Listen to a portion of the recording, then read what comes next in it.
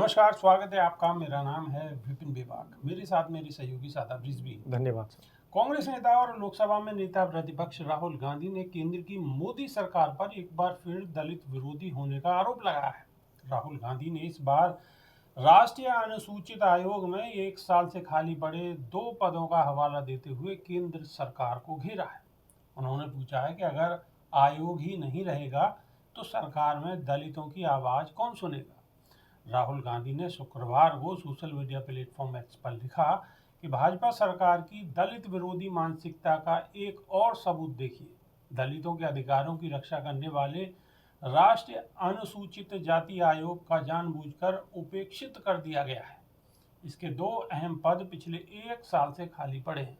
उन्होंने लिखा है कि यह आयोग एक संवैधानिक संस्था है। इसे कमजोर करना दलितों के संवैधानिक और सामाजिक अधिकारों पर सीधा हमला है। आयोग नहीं तो सरकार में दलितों की आवाज कौन सुनेगा, उनकी शिकायतों पर कार्रवाई कौन करेगा। राहुल गांधी ने इसके साथ ही पीएम मोदी से अपील की है कि जल्द से जल्द आयोग के सभी पद भरे जाने चाहिए ताकि यह दलितों के हकों और अधिकारों की रक्षा करने की अपनी जिम्मेदारी प्रभावी रूप से निभा सके।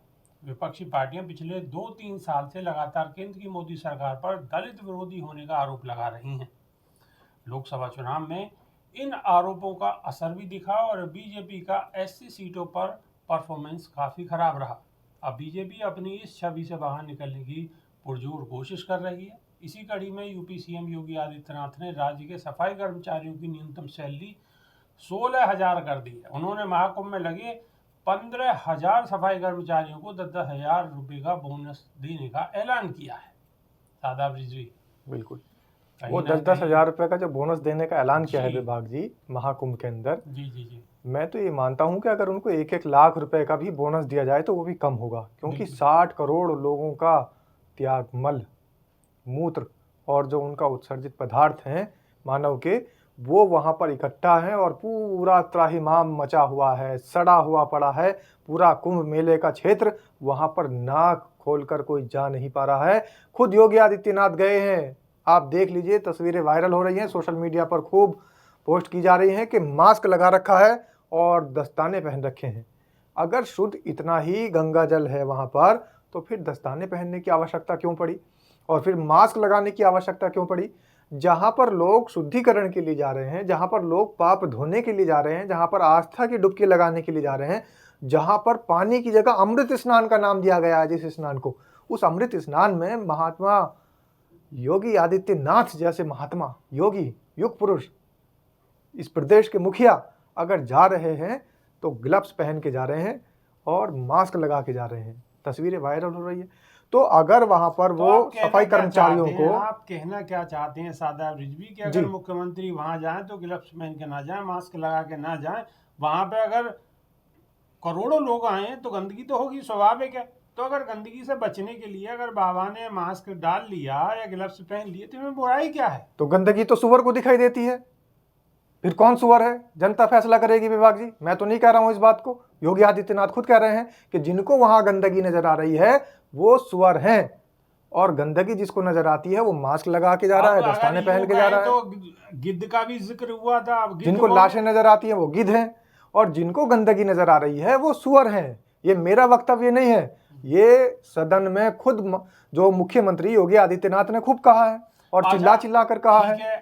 ठीक है, वो गिद्ध हो गए, वो सुअर हो गए, ठीक है, जो भी हो गए, लेकिन अनुसूचित आयोग में जो नियुक्ति नहीं कर पा रहे हैं वो क्या है? राहुल गांधी ने जो सवाल उठाया है, सवाल उठाते हुए ये कहा है कि जो अनुसूचित आयोग है वहां पर जो रिक्त पद हैं वो सीधे तौर पर, साफ साफ तौर पर ये बता रहे हैं कि भारतीय जनता पार्टी हमेशा से बहुजन समाज की दुश्मन रही है और वो कभी नहीं चाहती कि एससी, एसटी, ओबीसी जो बहुजन समाज है, जो अनुसूचित जाति है, अनुसूचित जनजाति है, वो कभी भी उभर कर आए और वो एक धारा में आ जाए, यानी मुख्य धारा में आ जाए।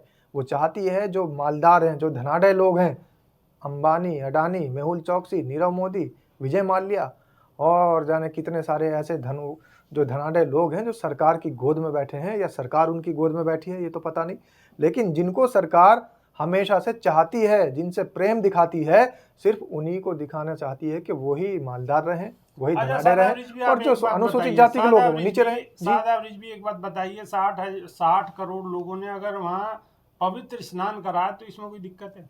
कोई भी दिक्कत नहीं है, लेकिन जो उन्होंने मल उत्सर्जित किया, उनका जो मल मूत्र था जिसके लिए उन्होंने प्लास्टिक की टंकी लगाई थी, उसके अंदर उनका मल जा रहा था, अब वो भर चुकी बुरी तरह भर चुकी है, वहां पर बिल्कुल गंदगी का माहौल है।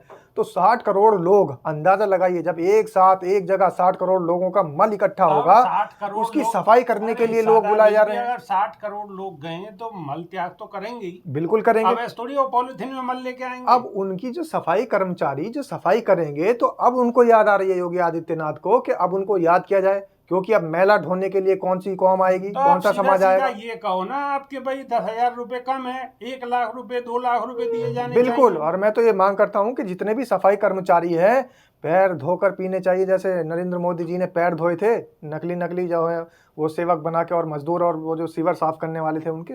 अब जो असली में वहां पर जो मल को वहां पर से क्लीन करेंगे, जो वहां से गंदगी हटाएंगे, उसी समय मुख्यमंत्री को उनके पांव धोकर पीने चाहिए।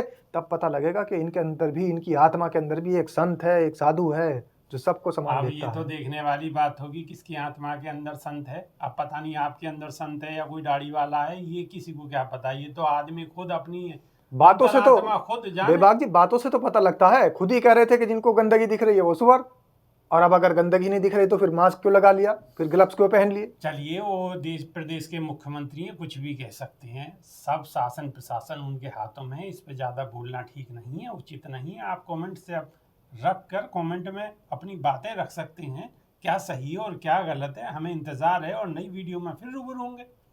बहुत बहुत शुक्रिया, नमस्कार। धन्यवाद साहब।